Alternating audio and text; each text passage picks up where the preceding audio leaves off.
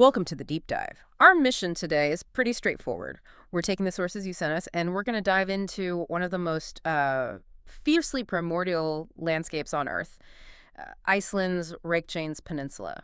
And that's pronounced Reykjanes. Right. And this is a place that isn't just scenic.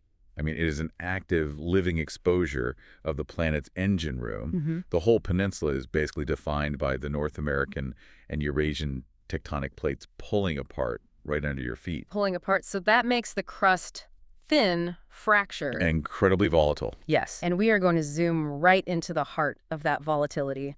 The Gunnuhver geothermal area. That's a G-O-N-O-where. This is a place defined by, well, staggering heat, relentless steam, and a really important lesson in the difference between, observing nature and trying to control it. We're going to unpack the unique geology here, which is pretty aggressive. And then there's the famous ghost story that gives the area its name, and probably most importantly, the non-negotiable safety you have to know to visit. Yeah, we're digging into the science and the folklore to give you that unfiltered, unapologetic reminder of why this land really demands respect. So let's get started. Okay, so let's start with the physical reality of Gunnuhver. When you picture a hot spring, you might think of, a nice little pool. This is not that. Not at all.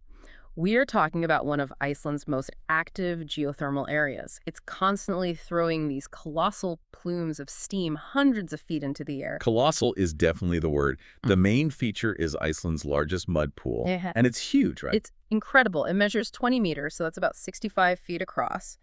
And it's not a quiet pool. It is a constantly churning, boiling cauldron. And the ground around it, it looks like something from another planet. It's this patchwork of technicolored clays. You see these deep siennas, bright ochres, pale sulfurs. What are we actually seeing with those colors? Those colors are basically a warning sign. They're a visual indicator of the extreme chemical weathering that's happening right there on the surface. Deep down in the reservoir, the temperatures can get over 300 degrees Celsius. Yeah, that's 572 Fahrenheit. And even at the surface, the mud and steam are basically at boiling point, around 100 Celsius. And this is where the science gets really fascinating, because the way the system works, the hydrothermal mechanics, it sets Gunnuhver apart from pretty much every other geothermal spot in Iceland. That's the key difference. Unlike the famous ones further inland, like Geysir, which are all fed by glacial meltwater, Gunnuhver's groundwater is almost 100% seawater. Wait, 100% seawater. So how does that change things compared to, say, a freshwater system like in Yellowstone? Does the salt make it more volatile? It changes absolutely everything, especially the chemistry. You have this highly saline water getting superheated by the magma below, and that hot, salty water reacts with the basalt rock and creates sulfuric acid. It's incredibly aggressive, highly corrosive. So what we're seeing isn't just steam. We're watching a chemical process that turns solid rock into mud. It's like nature's industrial cleaner dissolving the hard lava. Exactly. The rock is literally being chemically destroyed. And this system is nowhere near stable. Back in 2008, there was a case study in just how unstable it is. The pressure built up so much that the whole field it violently exploded. It was shooting hot clay 2 to 4 meters into the air. So they had to shut the whole site down. They did. It was closed completely for 2 years until 2010. And you can actually still see the debris from a crumbled observation platform they left there. They left it there on purpose. Deliberately. It's a permanent reminder to every single visitor. If the Earth can rip apart steel and concrete that easily, you need to be very, very humble about where you're standing. So that wreckage isn't just junk, it's a monument to instability. A warning. It is. And for the people who settled there hundreds of years ago, that raw power wasn't science. It was the fury of an angry spirit. Which brings us to the ghost story. Right. The name Gunnuhver literally means Gunna's hot spring. And the legend goes back about 400 years to the early 1700s. The ghost is a woman named Guðrún Anundardóttir, or just Gunna. And the whole conflict, like a lot of folktales, starts with a simple injustice, an unpaid debt. A local landlord, Vilhjálmur Johnson, took Gunna's cooking pot. It might have been her only valuable possession. And taking that pot, the symbol of her livelihood, just sent her into a rage. She died completely destitute and furious after cursing the landlord. And the curse worked. Fast. The landlord, Vilhjálmur, was found dead the very next day. The next day. The very next day. And the description from the locals was that he was found blue and broken. Blue and broken. That must have terrified the community. I mean, to go from a dispute over a pot to a supernatural death that quickly. It cemented the legend instantly. But it didn't stop there. Gunna's spirit just got stronger. It caused the death of the landlord's widow, and then it started terrorizing the entire peninsula. People said she would attack livestock, make people get lost, even drive them insane. It was a full-on spiritual assault. So the townspeople realized they needed some serious supernatural help. They called in a priest, Eiríkur Magnusson of Vogsosir, who was kind of known for mastering the black arts. He was their last hope. And he came up with this really clever solution. He gave some men a magical ball of twine, or wool. The instruction was to find Gunna's spirit and get her to grab the loose end. And once she grabbed it, the magic kicked in. It did. The ball just started rolling, and Gunna's spirit was magically bound to follow it wherever it went. And it led her straight toward the most violent, boiling feature on the whole peninsula. Straight to the mud pool. Straight into the pit that now has her name, Gunnuhver. The magical thread dragged her in, and she was trapped in that geothermal cauldron forever. People say she's still in there, fueling the fury of the steam. The cultural weight of this place is still so heavy. I mean, it's not just a local story. I saw a source that said Architectural Digest named Gunnuhver one of the 37 most haunted places in the world. Exactly. It's where the untamed power of the earth and the untamed fury of a spirit are basically the same thing. Okay, let's pivot from that folklore to the very real science of survival there, because this terrifying, beautiful place is also really easy to get to.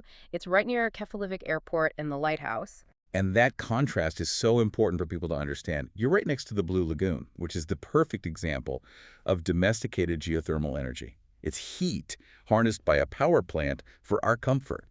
Gunnuhver is that exact same energy, but in its wild, totally unharnessed state. And that wildness requires absolute respect. Which brings us to the #1 rule. You have to stay on the marked paths and boardwalks. No exceptions. I cannot step off. That ground you're looking at isn't solid. It's often just a brittle mineral crust, maybe a few inches thick, and it's covering boiling mud and superheated water. One wrong step is, well, it's lethal. And beyond the ground itself, there are the invisible dangers.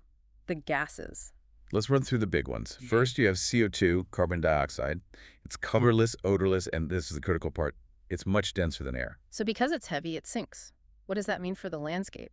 It means it pools. It flows just like water and collects in any low-lying area, depressions, small valleys, especially on calm days. You can walk right into an invisible lake of CO2 that has displaced all the oxygen.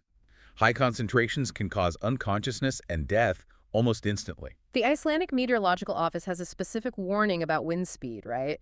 Something about calm conditions being more dangerous. Yeah, if the wind is below 5 meters per second, the air is too stable to mix and disperse that heavy CO2. It just sits there and accumulates. On a windy day, it gets blown away. So on calm days, you absolutely have to stay on higher ground, on the ridges. Avoid the valleys. Okay, so gas #2 is H2S, hydrogen sulfide. That's the one with the famous rotten egg smell. Right, the smell is your first warning. Yeah. But here's the counterintuitive danger. If you're exposed to a high concentration, it causes something called olfactory fatigue. Olfactory fatigue. Yeah. So you stop smelling it. Your sense of smell gets chemically shut down. You stop smelling the gas, even though it's still there and extremely dangerous. So the moment you think, oh, the air is clearing up, could be the moment you're in the most danger. That is terrifying. Okay, and the last one is SO2, sulfur dioxide. Yeah. It smells like a struck match or fireworks. SO2 is a major irritant. In the atmosphere, it forms what's called VOG, or volcanic smog, but it also creates acid rain. The sources mentioned the acid rain can get down to a pH of 2, which is like lemon juice. What kind of damage does that actually do? It's aggressive. It corrodes metal very quickly. It can strip paint from buildings, and it's obviously terrible for any plant life. You are literally watching the landscape get chemically weathered in real time. So let's recap the practical safety rules from the IMO for visitors. Rule 1, and this is the most important. Always keep the wind at your back. Yeah. You want the plume of steam and gas blowing away from you, never towards you. And they also warn against taking dogs. Why is that? Dogs are much closer to the ground, so they're way more exposed to any of that pooling CO2. Also, fluoride can build up in puddles, which is toxic if they drink it. And the last, simplest rule. If you feel any symptoms, dizziness, headache, nausea, trouble breathing, leave the area immediately. Don't wait. So we started this deep dive with a massive geological rift where the Earth's engine is just right there at the surface. We went from the sheer intensity of Gunnuhver's boiling seawater to an 18th century ghost story about a woman trapped in that very same spot. And we connected that ancient fear directly to modern scientific survival. Knowing that the steam you're admiring is filled with invisible hazards like those ponds of CO2. The takeaway from Iceland seems pretty clear. Nature isn't a theme park. It's this powerful, dynamic system that demands what the source is called observant reverence. You watch the power, you respect it, you don't challenge it. And right near this place of extreme creation and destruction, on that same coast, there's a statue of the extinct great auk. It was put there as a reminder to never hunt the species to extinction again. So think about that contrast. How does this deep cultural reverence for the terrifying, untamed power of the Earth-like Gunna's boiling pit coexist with our modern responsibility to protect the fragile life, like the great auk that lives on its surface? That tension between planetary power and fragile life is really the true deep dive of the Reykjanes Peninsula.